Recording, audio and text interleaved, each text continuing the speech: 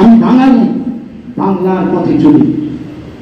আমি বুঝি জাগরণ এমন একটি সংগঠন যারা নিঃস্বার্থভাবে যারা আছি সবাই তারা জেগেছে, তাই এখানে মিটিং করি এবং প্রায় 35 থেকে 40 জন সদস্য যারা আমরা। জাগরণ শব্দটা যেন মন ছুঁয়ে যায়, মনে হয় না নতুন কিছু হতে চলেছে। জাগরণ বলতে কোনো বিষয় বা ঘটনার প্রতি মানুষের সচেতনতা বা নতুন করে জেগে ওঠা বোঝায়। আমরা বাঙালি বলতেই খুবই গর্বিত হই।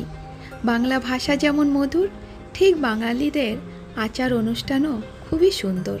কিন্তু বাঙালিদের যে ইতিহাসটা যখনই আমাদের সামনে আসে তখন খুবই কষ্ট হয়। আজ আমাদের নিজেদের দোষেই আজ আমরা পিছিয়ে পড়েছি। আজ আমরা পূর্বপুরুষ বা বাবা মায়ের কাছে একটাই প্রশ্ন করি, কেন সোনার বাংলা ছেড়ে পালিয়ে আসতে হলো? আমরা যখন সেলুলার জেলে যাই তখন স্বাধীনতা সংগ্রামীদের একটা পুঁথি দেখতে পাই। সেখানে রয়েছে হাজারো হাজারো বাঙালি বিপ্লবীদের নাম। দেশকে স্বাধীন করার জন্য ইংরেজদের সঙ্গে কতই না লড়াই করেছে, সেখানে নিজেদের অধিকার নিয়ে কিছুই করতে পারল না। আজ আমি আমার ব্লগের মাধ্যমে সকল বাঙালিবাসীদের কাছে একটাই অনুরোধ করছি, আসুন না আমরা সকলেই একসঙ্গে বাঙালিদের অধিকারের জন্য আমরা লড়াই করি। যে লড়াইয়ের মধ্যে থাকবে বাঙালিদের অধিকার। তাহলে চলুন বন্ধুরা, আমরা দেখতে থাকব যে এই বাঙালিদের অধিকার নিয়ে এই জাগরণে কি কি উদ্যোগ নেওয়া হয়েছে। স্যার নমস্কার। স্যার আজকে যে জাগরণ বাঙালি কল্যাণ সমিতি, এই সমিতি নতুন সংগঠন তৈরি হয়েছে, তো এই সংগঠনের যে নামকরণ জাগরণ কেন দেওয়া হয়েছে আর এই বাঙালি সমিতিটা কেন গঠন করা হয়েছে? সংগঠনের নাম জাগরণ বাঙালি কল্যাণ সমিতি। জাগরণ ব্যাপক অর্থে বলতে গেলে একটা জনজাগরণ সৃষ্টি করা। এই জাগরণ শুধু জনগণকে জাগরিত করা সেটা শুধু নয়, আমাদের নিজের মধ্যে যে সুপ্ত যে চেতনা আছে তাকে জাগিয়ে তোলা, যাতে করে আমরা সমাজের কল্যাণ সাধন করতে পারি। সেই জন্যই মেইনলি মুখ্যত জাগরণ নামকরণ আমরা করতে চেয়েছি। আমরা যেমন মনীষীদের মুখে শুনেছি, ওরে নবীন ওরে আমার কাঁচা আজ মরাদের ঘা মেরে তুই বাঁচা। তো আমরা এমনিতে মনে হবে যেন আমরা জেগে আছি, কিন্তু ভেতর থেকে আমরা ঘুমিয়ে আছি। সেই যে গভীর ঘুম সেটাকে ভাঙানো এবং আমরা যাতে সমাজ কল্যাণমূলক কাজে নিজেদেরকে উৎসর্গ করতে পারি।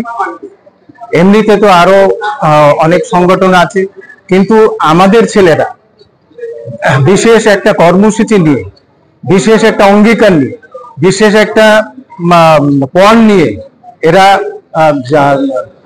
জাগরণ সমিতির সূচনা হয়েছে এবং এই মায়ের মন্দির থেকে আমরা জাগরণ সমিতির সূত্রপাত হয়েছিল, এর জন্ম হয়েছিল এখানে। আজকে পুনরায় রেজিস্ট্রেশনের পর আমরা এখানে উপস্থিত হয়েছি মায়ের আশীর্বাদ নেওয়ার জন্য। এই প্রতিজ্ঞা নিয়ে আমরা এগিয়ে যাব, আমাদের ছেলেরা এগিয়ে যাবে, যে যাতে জনসাধারণের সার্বিক কল্যাণ সাধন করা যায়, সমাজের কল্যাণ করা যায়, দেশের কল্যাণ সাধন করা যায়, যাতে নিঃস্বার্থভাবে স্বার্থ ক্লিষ্ট দুর্বলতা থেকে মুক্ত হয়ে আমরা যাতে সেবা ভাব নিয়ে আমাদের ছেলেরা কাজ করে যেতে পারে, সেই উদ্দেশ্যে আমরা জাগরণের সূচনা করেছি।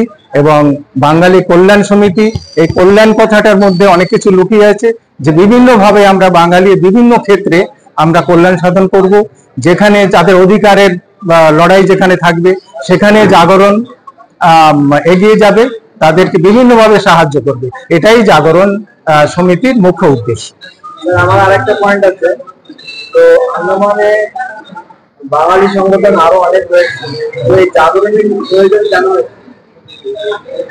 হ্যাঁ, এটা একটা ভালো কথা। অনেক সংগঠন আছে, কিন্তু জাগরণ একটা নতুন চিন্তা ভাবনা নিয়ে এগিয়ে যেতে চায়। জাগরণ সঠিক অর্থে কাজ করে দেখাতে চায়।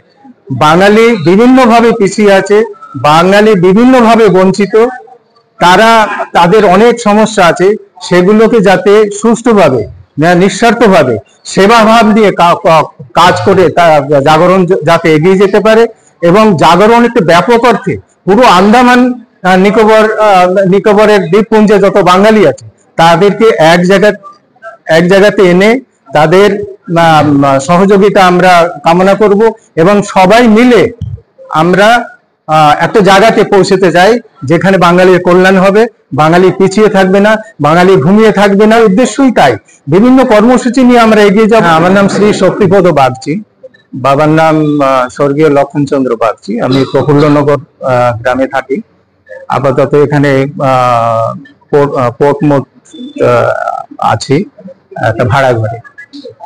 নমস্কার, আপনার নাম? আমার নাম বাসুদেব সমাদ্দার, আমি টোকাপুরের, এবং বাবা ওখানেই সেটেলমেন্ট নিয়েছিল, স্বর্গীয় হরিপদ সমাদ্দার।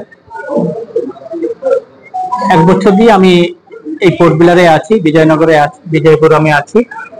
আমাদের মনে হয়েছে যে বাঙালির যে গরিমা আজ থেকে 25 বা 30 বছর আগে পর্যন্তও ছিল, সেই গরিমা যেমন ক্ষুণ্ণ হচ্ছে, সেই জন্য আমরা এবং নানান দিকে আমরা দেখতে পাচ্ছি পিছিয়ে পড়ছে। আজ যদি একটা পেশেন্ট নিয়ে আসা হয়, তার কাছে যদি অর্থ বল কম থাকে, সে যে কি বিপদে পড়ে সে ভাবা যায় না। একটা বাচ্চা 12 পাস করলো, আগে তাও হোস্টেল পাওয়া যেত, এখন হোস্টেলও পাওয়া যায় না, সব বাচ্চারা পায় না। আমি নিজে জানি 50-60টা বাচ্চা গতবার তারা হোস্টেল না পাওয়াতে নানান সংস্থায় তারা অ্যাডমিশন নিতে পারেনি। তাই জাগরণ যদি কার্যকরী হয় এবং সাকসেসফুল হয় সব আপনাদের আশীর্বাদে, তাহলে যদি একটা বাঙালি ভবন নির্মাণ করতে পারি আমরা, তার মধ্যে অসুস্থ মানে রোগীদের সেবার্থেও রুম থাকবে, রান্না করে তারা নিজের মতো খেতে পারবে এবং ট্রিটমেন্ট করিয়ে যেতে পারবে। যত সামান্য জল খরচা আর ইলেকট্রিক খরচা যদি সে দিতে চায় তাহলে আমরা নেব। আর যারা বিশেষ করে গর্ভবতী মহিলারা, তারা যে কি কষ্ট করে বারে বারে ইন্টার আইল্যান্ড থেকে এখানে পাঠায়, যাও আল্ট্রাসাউন্ড করকে আও, এই ধরনের থাকে, সেটা যে এই রাস্তাঘাট এবং বোট সার্ভিস যে অনেক ভালো সে আমরা বলতে পারবো না। তাই কি কষ্টের মধ্যে থাকে, এইসব নানান ধরনের আমাদের এখানে পোর্টব্লেয়ারে আগে বিভিন্ন দিকের থেকে কত ব্যবসায়ী আসতো তাদের পণ্যদ্রব্য বিক্রি করতে, কিন্তু আজকের ডেটে কতজন আছে, ডেমোগ্রাফিও চেঞ্জ হচ্ছে, সেটাও একটা ব্যাপার। আমরা কেন হারিয়ে যাব? তাই নিজেকে নিজে ধরে রাখতে এই জাগরণ, সবাইকে জাগানোর চেষ্টা করছি। আপনাদের আশীর্বাদ থাকলে আমরা নিশ্চয়ই সাকসেস হব। এবং খুব ভালোভাবে রেজিস্ট্রেশন বা পঞ্জীকরণের কাজটা হয়ে গেল, সবার সহযোগিতা অনেক ভালো পেয়েছি। আজকে ওই রেজিস্ট্রেশনের পরে সাধারণ ছোট একটা বৈঠকি সভা জাগরণ আজকে থেকে তার জাগরণের পাখা নিয়ে বিকশিত হলো। তার প্রথম উড়ানের সঙ্গী হয়েছেন আপনারা সবাই। এটা আমি মনে করি ওই মহামায়া এবং মহাকালের আমন্ত্রণে আমরা সবাই এখানে সমবেত হয়েছে। অনুষ্ঠানের প্রারম্ভে আমরা দীপ প্রজ্বলন করব, এবং তার জন্য আমি শ্রী সঞ্জীব রায় স্যারকে অনুরোধ করব, উনি রবীন্দ্র বাংলা বিদ্যালয়ের শিক্ষক, আপনি অতিথিদের নাম আপ্যায়ন করুন এবং দীপ প্রজ্বলনে ব্রতী হন। জয় মা, জয় মা, জয় মা, জয় মা। শ্রী বিশ্বনাথ মহাশয়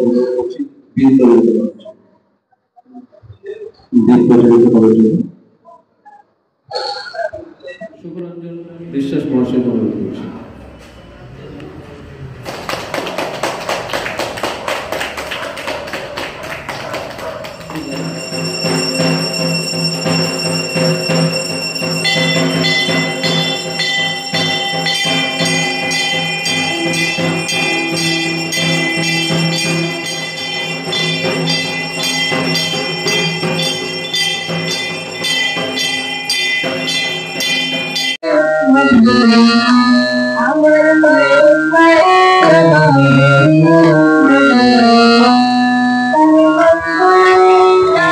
কল্যাণ সমিতি হিসেবে বলা যায় রেজিস্ট্রেশনের পর যাত্রা শুরু হওয়ার দিন,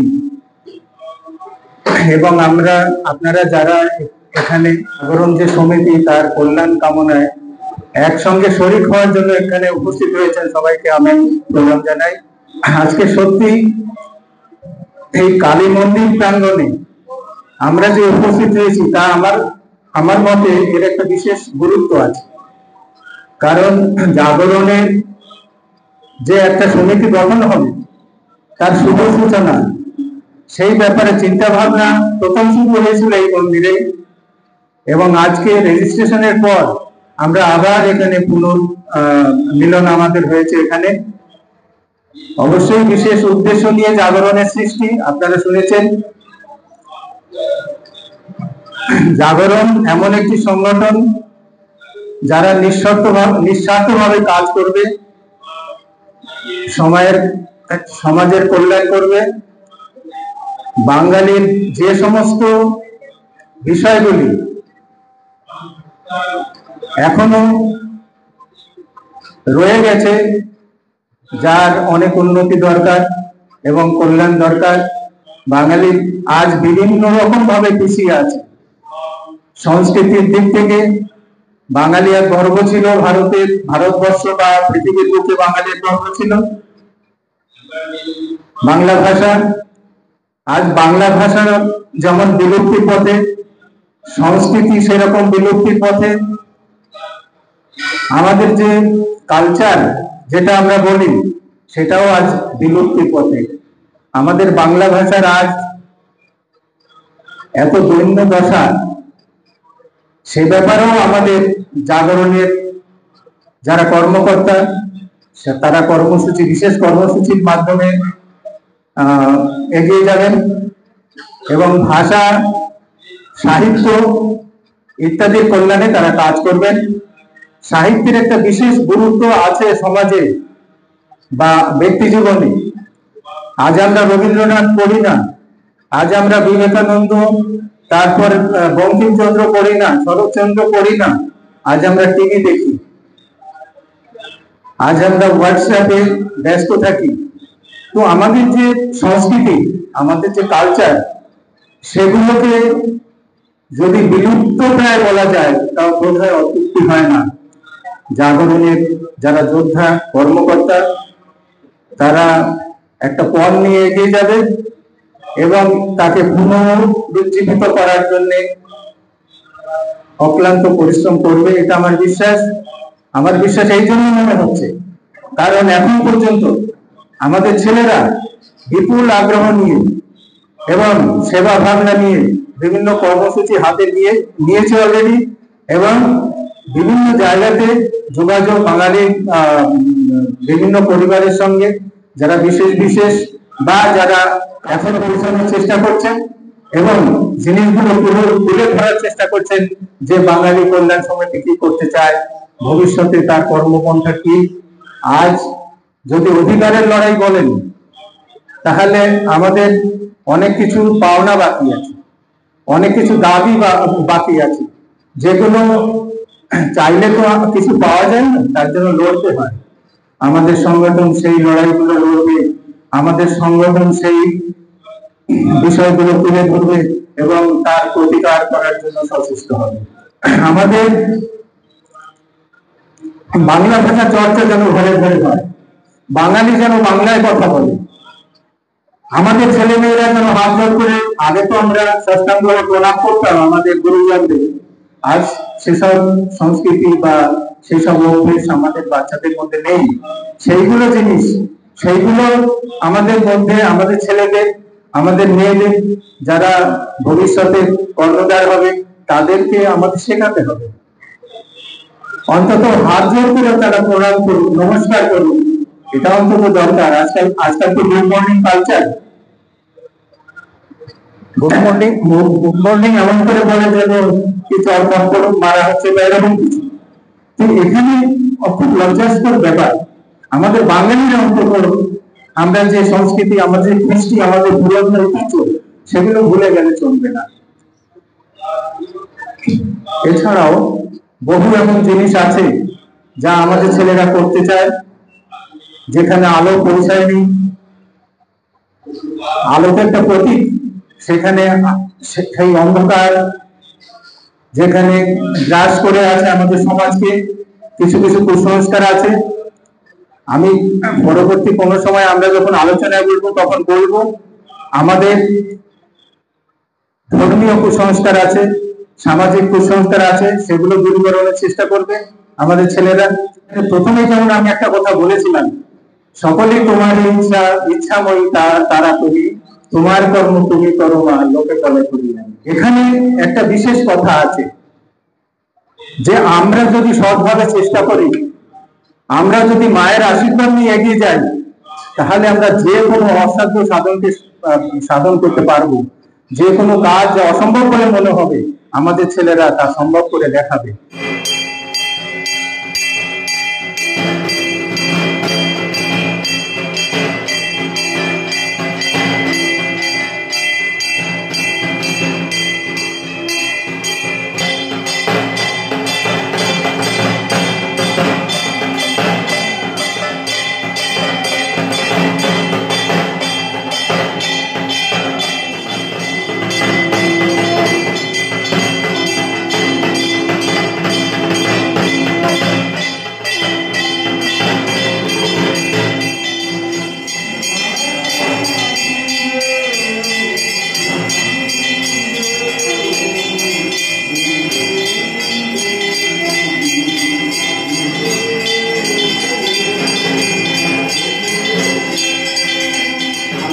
প্রার্থনা করুন এই জাগরণ যেন শুধু আন্দামানে না, সারা ভারতে, এবং সারা ভারতে না, পৃথিবীতে যেখানে যত বাঙালি আছে।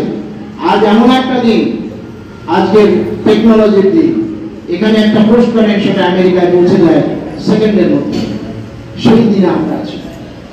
সেই রকম জাগরণ দরকার আপনাদের সহযোগিতা।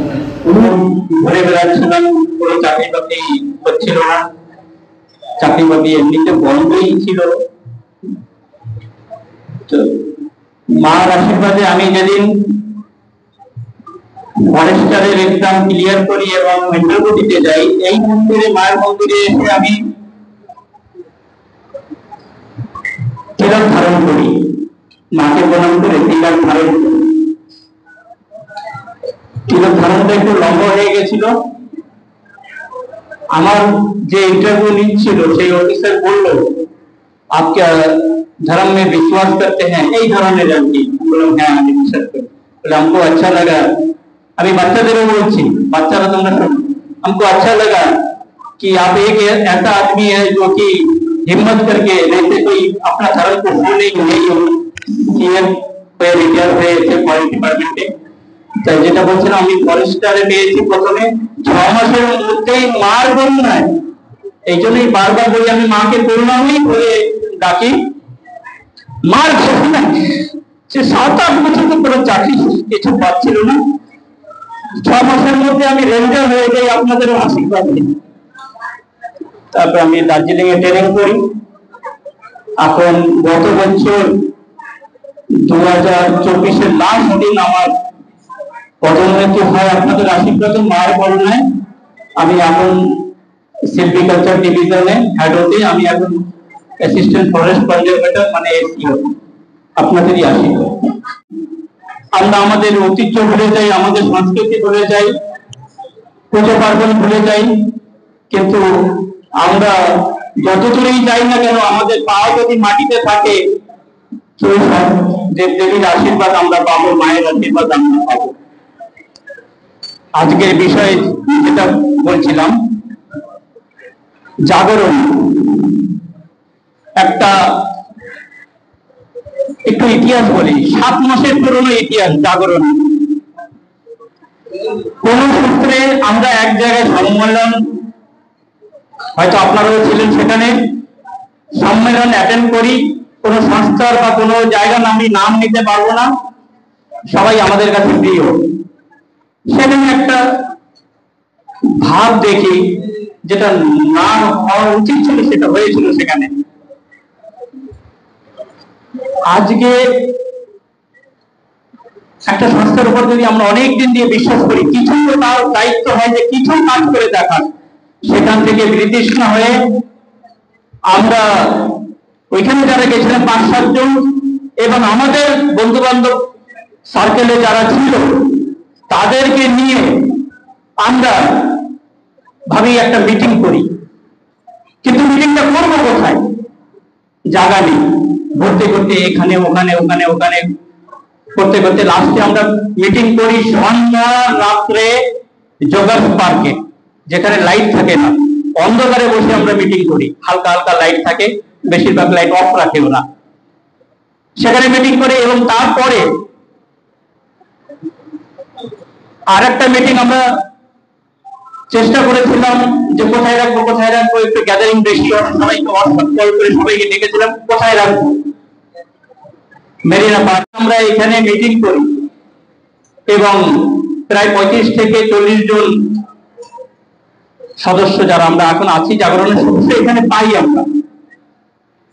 তখন আমরা এসে আসি যে আমরা কি পুরনো সংস্থার সাথে জড়িত হব না নতুন সংস্থা করব।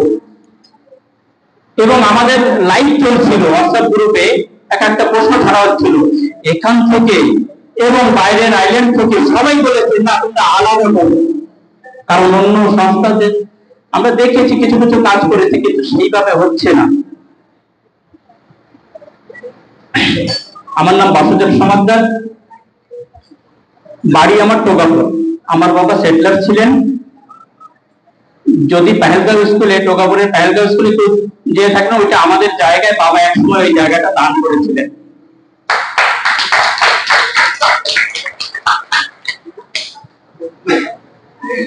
একটা গরিব পরিবারের ছেলে, দাদারাও স্ট্রাগল করছিল, তার মধ্যে আমার পড়াশোনা কোনো মতে হয়েছে। সেইভাবে আমি যখন কোটবিলারে আসি, প্রথমবার আমি যখন 10th পড়ি তখন কোটবিলারে আসি, এসে উঠলাম কোথায়? আমাদের বিশ্ব মানুষের জায়গা পাতা হবে ধর্মশালায়। ধর্মশালার যে ইতিহাস ছিল, অন্তর্বৃত্তেও ভিতরের আইল্যান্ডের যে মহিলাদের উপর নির্যাতন, সেসব কিছুটা আমরা টের পেয়ে গেছিলাম। যদিও একটা সিন আমি দেখেছিলাম। আমি একটা প্রশ্ন করব, ভোট দিয়ে দিয়ে এত নেতা আমরা তৈরি করেছিলাম, করে দেখেছি, আজকে বাঙালিদের জন্য একটা 200 স্কয়ার মিটার জায়গা নেই। ভেবে দেখেন, যদি মিথ্যে কথা বলে থাকি দুটো চর মারেন ছোট ভাই দেবে। 200 স্কয়ার মিটার জায়গা বাঙালিদের জন্য নেই। কেরেন সম্প্রদায় যাদের বলা হয়েছিল তোমরা এই দ্বীপ ছেড়ে চলে যাও, বর্মারা চলে গেছিল, কেরেনদের মনে বলা হয়েছিল, তারা চায়নি, ঠিক আছে, তারা আমাদের ভাই। দিলানিপুরে তাদেরও 3টে রুমের গেস্ট হাউস আছে, কিন্তু বাঙালিদের নেই। কারণ আরে এরা তো দেবেই, এদের না দিলেও দেবে, সেই জন্য নেই আমাদের কিছু। যাই হোক, আজকে যদি অ্যাডমিনিস্ট্রেশনের কাছে গিয়ে আমরা কান্না করি, আমরা এত বড় সম্প্রদায়, এত ভোটার্স আমাদের 60%, যেখানে বাঙালি ভোটার্স, যদি বলি আমাদের জন্য একটা ঘরের জায়গা দাও, আমাদের ঘরের রুগীরা, মা বোন এসে এখানে অনেক কষ্ট করে, ও তো বাঙালি ক্লাব হয়, বাঙালি ক্লাবে এরকম কোনো ব্যবস্থা নেই। কারো কোনো সংস্থার কোনো কিছু বলতে চাই না, আপনারা ভেবে দেখুন কোথায় আমাদের বাঙালিদের ঠাঁই আছে। ঘর থেকে ইন্টার আইল্যান্ডের কথা বলছি, ঘর থেকে বেরোবে অটো ভাড়া দিয়ে শুরু হবে, অটো ভাড়া, বাস ভাড়া, বোট ভাড়া, সব ভাড়া দিয়ে, লজ ভাড়া দিয়ে, পরের দিন জিবি পন্থে যাবে, বলবে মেশিন ভাড়া আছে, যাও উতার যাও, নাম বলবে না। এই পরিস্থিতি আমাদের।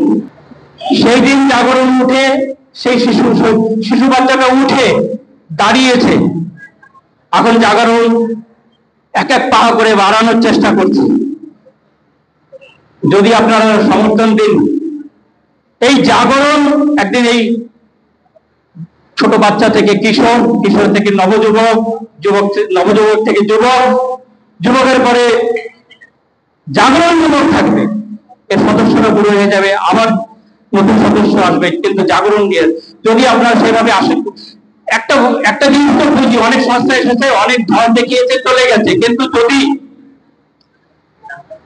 আপনাদের ভরসা থাকে, আমরা আপনাদের ভরসা ভাঙবো না।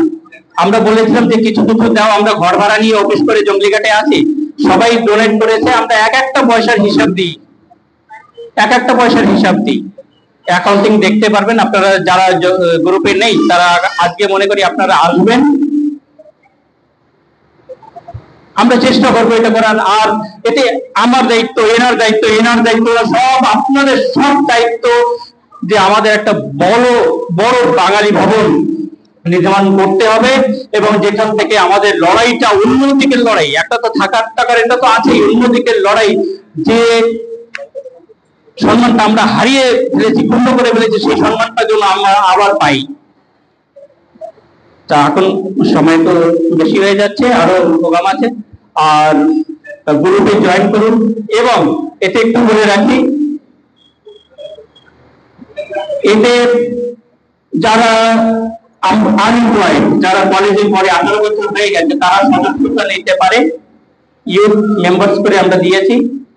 তারা প্রতি মাসে 100 টাকা আমাদের অ্যাকাউন্ট চলতি হয়ে যাবে। আমাদের রেজিস্ট্রেশন হওয়ার পরে প্যান কার্ড হয়ে গেছে, প্যান কার্ডের পরে এখন আমরা রেজিস্ট্রেশন করে অ্যাকাউন্ট করব, ডাইরেক্ট অ্যাকাউন্টে দেবেন। এবং আপনারা প্রত্যেকে সংগ্রামী, তাই আপনারা আপনার ক্ষমতার বলে আপনারা অনেক চরিত্রবান, অনেক ভালো মানুষ, তাই আজ পোর্টলারের বুকে আপনারা থাকতে পারছেন।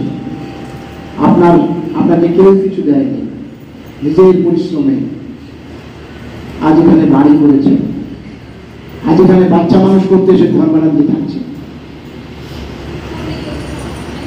দুঃখ অনেক, কিন্তু বাসুদেব বাবু একজন এসিএফ, ভালো পোস্টে গিয়েছে, আমরা অনেকেই ভালো পোস্টে আছি, কিন্তু হৃদয়ে ওই ব্যথাটা যেন জাগে, হৃদয়ের ওই জমিটা যেন জাগে, যে আমি কমেছি, আমার আর ভাইরা কোথায়। আসলে এখানে বসে বসে ভাবনার মধ্যে একটা ছোট আপনাদের জন্য মায়ের ইচ্ছায় বেরিয়েছে কবিতা। আমি বাঙালি, বাংলায় কথা বলি, আমি বাঙালি, বাংলার পথে চলি, আমি বুঝি সব, তবু থাকি নীরব, ভাগ নিয়ে করি না কাড়াকাড়ি, করি না বলাবলি, আমি বাঙালি, সোজা পথে চলি। আমি বাঙালি, সবাইকে নিয়ে বাঁচার স্বপ্ন দেখি, আমাকে সবাই করে সম্বল।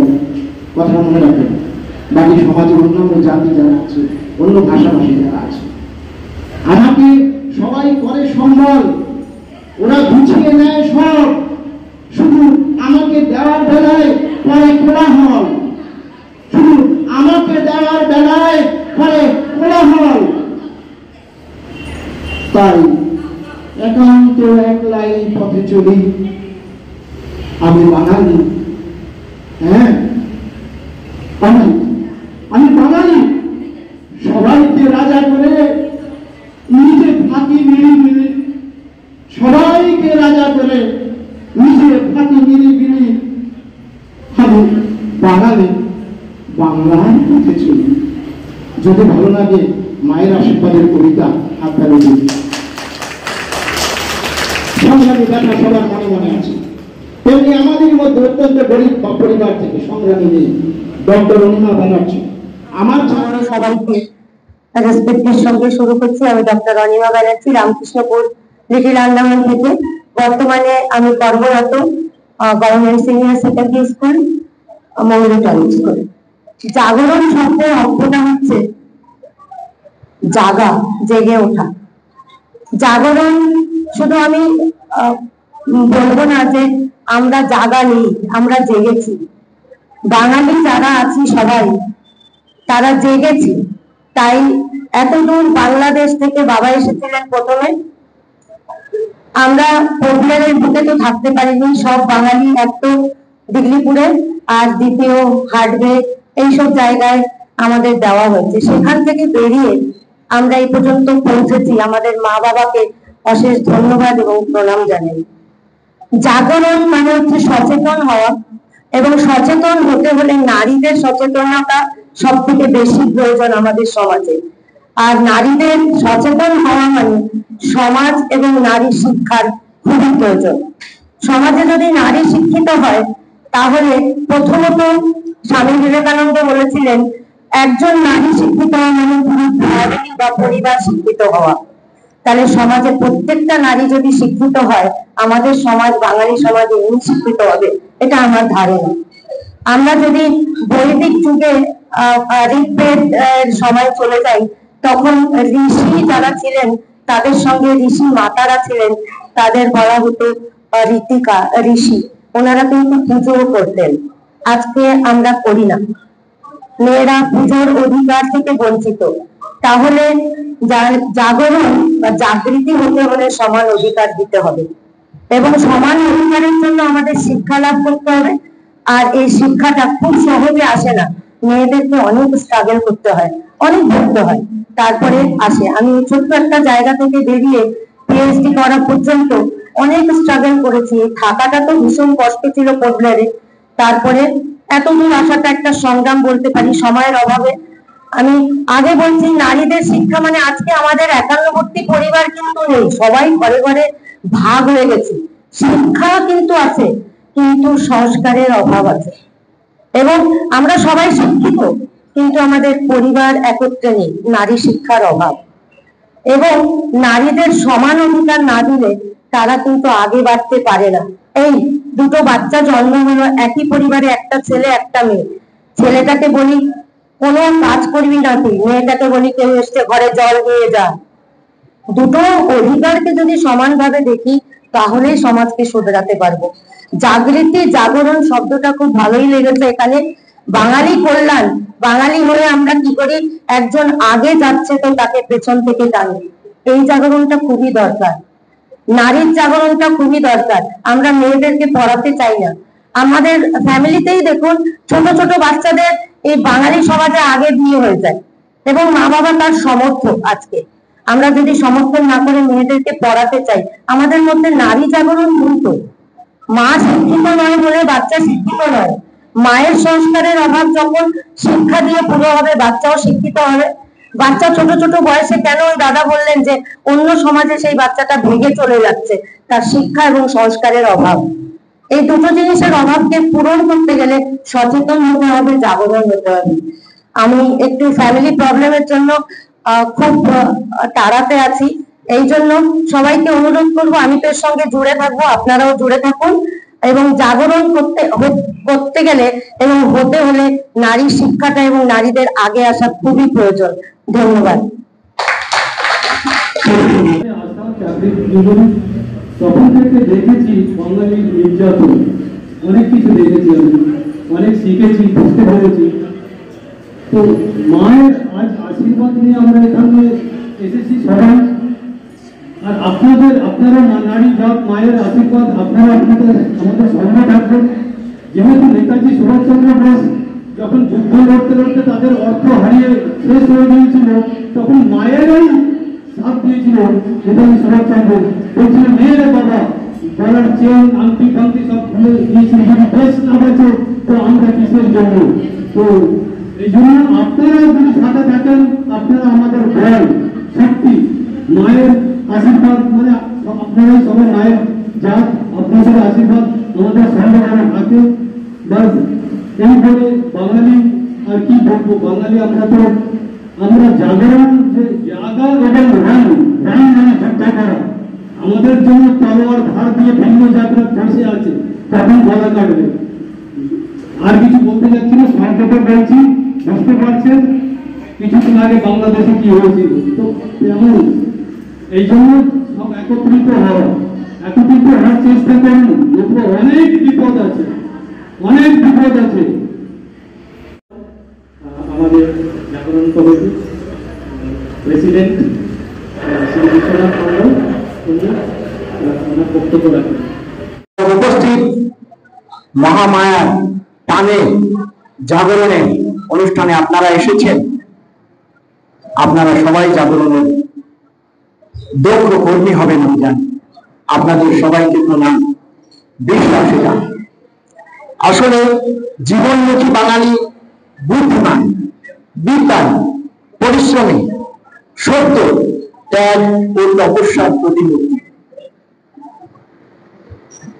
আজ সব হারিয়ে আমরা নিজেদের শক্তি বলে দেশের বিভিন্ন প্রান্ত থেকে পোর্ট ব্লেয়ারে জমি জায়গা কিনে নিজেদের বলে অনেকে বাড়ি করে ফেলেছে।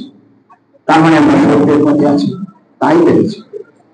জাগরণের যে কথাটি মূল যে মন্ত্র, সেটা ওই মূল মন্ত্রটির প্রতি আপনাদের দৃষ্টি আকর্ষণ করি। জাগরণের প্রতীক চিহ্নটি আমরা অনেক চিন্তা ভাবনার পর বানিয়েছি। প্রতীক চিহ্নে আপনারা দেখবেন এখানে লেখা আছে জাগরণ, ইংলিশে লেখা আছে, কারণ অন্যরা বুঝবে না, ওই জন্য জাগরণ দি বেঙ্গলি ওয়েলফেয়ার অ্যাসোসিয়েশন। এবং আমাদের যে নীতি কথা, এই জিনিসটার উপরে আমরা কাজ করি। যদি বলে এক কথায় বাঙালির জাগরণ কি, বাঙালির জাগরণ হচ্ছে পরাক্রম, বাঙালির জাগরণ হচ্ছে প্রজ্ঞান, বাঙালির জাগরণ হচ্ছে প্রতিষ্ঠা। পরাক্রম, প্রজ্ঞান ও প্রতিষ্ঠা। পরাক্রম কাকে বলে? পরাক্রম কে? পৃথিবীর মধ্যে সব থেকে সেরা পরাক্রমী নেতাজি সুভাষচন্দ্র বোস, যাকে আমাদের দেশের নেত্রীরা, নেতারা মরণ দল, চরণ দলের মধ্যে বিভাজনা করল। নেতাজিকে কোন শ্রদ্ধা দিল না ভারতের তখনকার যে সরকার, মানে তখনকার যে রাজনৈতিক স্বাধীনতা সংগ্রামী যে দল, তাকে কারাবদ্ধ করা হলো, গৃহবন্দী। বাইরে কোনো প্রচার না করতে পারে, তার জন্য বাধা, গেলেই অ্যারেস্ট করতে হবে, ইংরেজ ওদিকে তৈরি। আমাদের ভাইয়েরা যখন এরকম করলো, নেতাজি বন্দী, নিজের দেশের ভিতরে প্রচার চলবে না, নিজের দেশের ভিতরে কোনো কাজ করতে পারবে না, কেউ সহযোগিতা করবে না। এটা কংগ্রেসের অধিবেশনে ওরা পাস করেছিল। জেনে রাখুন, একটা ছেলে যে সর্বস্ব দিয়েছে এবং সে ছেলেটি বিলাত থেকে পাস করেছেন, ইংরেজের যুগে সেই মহামানব ছেলেটিকে এরকম করা হয়েছিল, তাকে পঙ্গ করা হয়েছিল। তুমি বাইরে গেলে তুমি শেষ। সেখান থেকে কি বুদ্ধি, কি কৌশল, কি শক্তি বলে সে বেরিয়ে গেল এবং তৈরি করলো, না তোমাদের দরকার নেই, একা 100। কিভাবে ইতিহাস জানেন সবাই।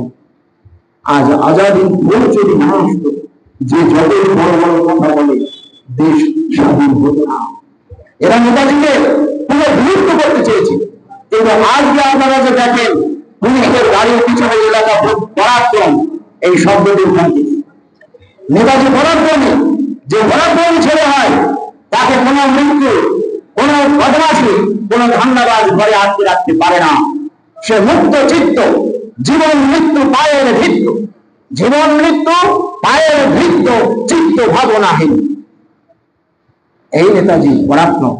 আমাদের আদর্শ পুরুষ, আমাদের মায়েদের, আমাদের পুরুষদের সবাইকে পরাক্রমী হতে হবে। আর একটা কথা কি, আমার বাবা মা আমাকে 5 বছরে নিয়ে বাংলাদেশ থেকে পালিয়েছিলেন ওই একই কারণ, হিন্দু মুসলমান দাঙ্গা, বাড়িঘর পড়ে যাবে, জীবনে কেউ বাঁচবে না। পালিয়েছে, বাড়িঘর সব ছেড়ে। আমাদের বাড়িতে একটা পাকা দালান ছিল, মন্দির, আমার আজও মনে আছে। পালিয়েছিলাম রাতে। এরকম সবার ইতিহাস কম বেশি, যারা আন্দামানের সেটেলমেন্ট তাদের এটাই ইতিহাস। আবার 50 বছর পর দেখলাম বাংলাদেশ আরেকবার যারা অবশিষ্ট ছিল তাদের উপর কি হলো, আপনারা মাস দিয়ে আগে থেকে সব দেখেন তৈরি হন। আজকে পশ্চিমবঙ্গ একে আগুনে জ্বলছে, আবার ওই আগুন আন্দামানের বুঝে তৈরি থাকুন। যদি পরাক্রমী না হন, আমরা কেন পালাই? প্রশ্ন। আসলে বিলাপ প্রেমটা কবিতা তো আজকের না। দ্বিজেন্দ্রলাল রায় লিখেছেন বিলাপ প্রেমটা কবিতা, লিখেছেন কিন্তু বিপদে পেতে বাঙালির মতো চম্পট পরিপাটি। মানে ওই যুগে আমরা পালাই, আমরা ভীরু। আসলে কিন্তু আমরা ভীরু না, আমরা পালাই কারণ আমার বাবা মা, আমার ধর্ম আমাকে হিংসা শেখায়নি। আমার বাবা মা, আমার ধর্ম আমাদের হিংসা শেখায়নি। কিন্তু আপনাকে জানতে হবে, ধর্ম রক্ষা করার জন্য, নিজের বাবা মা, নিজের স্ত্রী, নিজের সন্তানকে রক্ষা করার জন্য আপনাকে কিন্তু অস্ত্র ধরতে হবে। শিবের হাতে অস্ত্র নেই, মা কালী দুর্গার হাতে অস্ত্র নেই। ওখানে কি অভিযোগ করে? সত্যের জন্য তাকে রক্ষা করে, আর যে বদমাস, যে শয়তান, তাকে সংহার করে। নীতি একটাই। আপনারা দেখুন, আমাদের মধ্যে যে ছেলেটি যোদ্ধা আছে, মানে যে মারপিট জানে, যে দাও প্যাচ জানে, তার সামনে 50-100টা মানুষ কিছু না। এই যুদ্ধগুলো আমরা লড়েছি। আমাদের কিছু যোদ্ধা ছিল পূর্বপুরুষ, তাদের দেখেছি, তারা লড়েছে। তাদের একজনের সামনে 50 জন 100 জন আসতো, ওই লাঠির সামনে দাঁড়ানোর হিম্মত কারণ ছিল না। আজকে আমাদের প্রত্যেকটা মেয়েকে সেলফ ডিফেন্স, প্রত্যেকটা ছেলেকে সেলফ ডিফেন্স, এবং আমরা প্রত্যেক ছেলে মেয়ে বানাবো। যদি বলা যায় আমি 11 জন যদি 10 জনের, 11 জন যদি 50 জনের মোড়া নেওয়ার মতো শক্তি লাভ করতে পারি, ওই দিন পরাক্রমী হবে। সেই দিন পালাবো না। আমি উঠে দাঁড়াই, আমার পিছনে আর 10 জন যখন দেখবে ভাই দাঁড়িয়েছে, সেই দিন কিন্তু পালাবো না। ওখানে পরাক্রমী হবে প্রত্যেকটা বাচ্চা। দ্বিতীয় কথা, প্রজ্ঞান। প্রজ্ঞান মানে শুদ্ধ জ্ঞান, গভীর জ্ঞান। জ্ঞান ছাড়াই জগতে চলা যায় না। আজকের জগতের যে বর্তমান যে জ্ঞান, এআই এসেছে, আর্টিফিশিয়াল ইন্টেলিজেন্স, এবং মারাত্মক ব্যাপার, অনেক মারাত্মক। আপনারা গভীরে যাবেন, দেখবেন। তো আমরা যদি শুদ্ধ জ্ঞানটা না পাই, উল্টো পাল্টা জ্ঞান পাই, আর ভালো জ্ঞানটা নিয়ে যদি না এগোতে পারি, জীবনে প্রতিষ্ঠা পাবো না। তাই শুদ্ধ জ্ঞান, পরিষ্কার জ্ঞান। জ্ঞানটা কি হলো? মা সরস্বতীর দেওয়া জ্ঞান, যেখানে শুভ্র বস্ত্র পরিহিতা, যে মায়ের সাদা কাপড়ে একটা যদি কালির দাগ পড়ে, ওটা দেখা যায়। শুভ্র জিনিসটা, প্রকৃত বিদ্যা জিনিসটা ওই জন্য যে বিজ্ঞান ব্যক্তি, তার গায়ে যদি এক ফোঁটা কালো দাগ পড়ে, ওটা দেখা যায়, এবং সে যন্ত্রণায় আত্মদাহে সে দগ্ধ হয়। এবং আমাদের বিদ্যার প্রতীককে, বাহনকে মা সরস্বতী। সরস্বতী বাহনকে হাঁস, রাজহংস। তাই আমাদের রাজহংস জেনেছে কথা। আমরা জ্ঞানের আলোকে চলবো, এবং সে জ্ঞানটা কি হলো? এখানে দেখুন গন্ডি আছে, এটা পৃথিবী, সবুজ ছাগলটা পৃথিবী এবং সৃষ্টি, পৃথিবী এবং সৃষ্টি। আমরা তার থেকে উঠতে যাবো। এখানে যে ত্যাগের চিহ্ন, বাইরের যে গোলটা ত্যাগ, আমরা ত্যাগ এবং সেবা, সৃষ্টির মধ্যে আমরা এগিয়ে যাবো। এইটা হচ্ছে আমাদের বিজ্ঞান। এবং আমরা কেমন হব? আমরা হব নন্দন তারণের পারিজাত। নন্দন তারণের পারিজাত তারাই হবে। সেদিন এই যে পদ্ধতি সমস্ত দেব দেবীকে বিচারিত এবং সেরা পদ্ধতিকে, এবং ভারতের জাতীয় ফুল আমাদের প্রত্যেক বাঙালিকে প্রতিষ্ঠা নিতে হবে। ওই ফুলটা যদি হাজারো ফুলের মধ্যে দাঁড়ায় এসে সবাই ওই ফুলকে আলাদাভাবে দেখে, ওই জায়গাটা আমাদের। তাই পরাক্রম, নিজের বাচ্চাকে পরাক্রম করুন, এক হয়ে দাঁড়ান। আর কি? প্রজ্ঞান, জ্ঞানী করে বলুন। যে জ্ঞান হবে একজন জগতের সারা পৃথিবী জগৎ দেখাতে দেয়, স্বামী বিবেকানন্দ একজন কাফি, সবাই জগৎ দেখাতে দেয়। প্রজ্ঞান প্রতিষ্ঠা, কদিন ধরে নোবেল পুরস্কার বিজেতা আমাদের রবীন্দ্রনাথ ঠাকুর। প্রতিষ্ঠা নিজের কলমের বলে বিদেশিদের কাছ থেকে আদায় করে প্রতিষ্ঠা। তাহলে মনে রাখবেন, আজকের থেকে আপনারা আপনাদের সন্তানের সন্ততিকে এবং নিজে মনে প্রাণে এই 3টি কথা গীত দেবেন, বেঁধে নিয়ে যাবেন অন্তরে, ধীরে ধীরে করে প্রদীপের মতো একে জানিয়ে রাখবেন। সবসময় ওখানে তেল দিতে রাখবেন, যেন এটা আগে জ্বলতে থাকে, সেটা যেন কোনদিন না নেবে। বাঙালি হবে পরাক্রমী, বাঙালি হবে প্রজ্ঞানী, এবং বাঙালি লাভ করবে প্রতিষ্ঠা। আর তখনই সম্ভব যখন আমরা এক ভাই আরেক ভাইয়ের পাশে, এক বোন আরেক বোনের পাশে এসে দাঁড়া দিয়ে শক্তি করবো, পালাবো না, শুরু করো। এই জন্য আপনাদের কাছে জাগরণ চাই, একটু আপনার জীবনের থেকে সময় ভিক্ষা চাই। আর কি চাই? জাগরণ চাই। আমরা সবাই তো অর্থ উপার্জন করি, সবাই টাকা আয় করি এবং সবাই বিলাসিতাও করি, অনেক ব্যয় করি, কিন্তু ওই অর্থের, আপনার অর্জিত অর্থের কিছুটা অর্থ এবং এই দুটো জিনিস, সময় এবং অর্থ, এটা দিক দিয়ে যাবে যে আমি আমার জাতির কল্যাণে আমি আমার সময় এবং অর্থের কিছুটা অংশ এই জাগরণকে দেব এবং আমরা মজবুত হয়ে আসবো। এই জন্যই প্রার্থনা ওই পয়সার কথা, তাহলে আমরা বড় বড় কাজ করতে পারি এবং অন্য যারা আমাদের কাটে, যারা আমাদের তাড়ায়, তাদের ভিতর নেটওয়ার্কিং সিস্টেম আছে, তাদের টাকা ভারতে না বিদেশ থেকেও আসে। আর আমরা নিজেদের জন্য অন্তত নিজেদের চেষ্টা করবেন। জাগরণের একটা না শপথ তৈরি করেছে, শপথ মানে প্রতিজ্ঞা।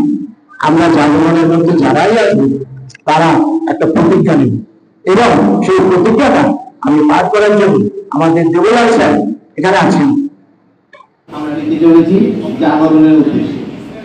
আমি সনাতনী আদর্শ বাঙালি হয়ে শপথ করছি যে আমার জাতির উদ্দেশ্যের জন্য আমার প্রতিদিনের কিছুটা সময় ও অর্থ নিঃস্বার্থভাবে জাতির কাজে দান করব। আমি যুক্ত থাকবো, বিভক্ত হব না। আমার বিদ্যা, বুদ্ধি ও সামর্থ্য দিয়ে বাঙালির হারানো গৌরব পুনরুদ্ধার করব। আমাদের আগামী প্রজন্মকে সঠিক পথে নিয়ে যাওয়ার চেষ্টা করব। সর্বোপরি আমাদের দেশ ভারতবর্ষের পরিমাণ অক্ষুণ্ণ রাখবো। দেশের কল্যাণ ও উন্নতির জন্য সবসময় যত্নবান হব। জয় হিন্দ, জয় জাগরণ, জয় ভারত।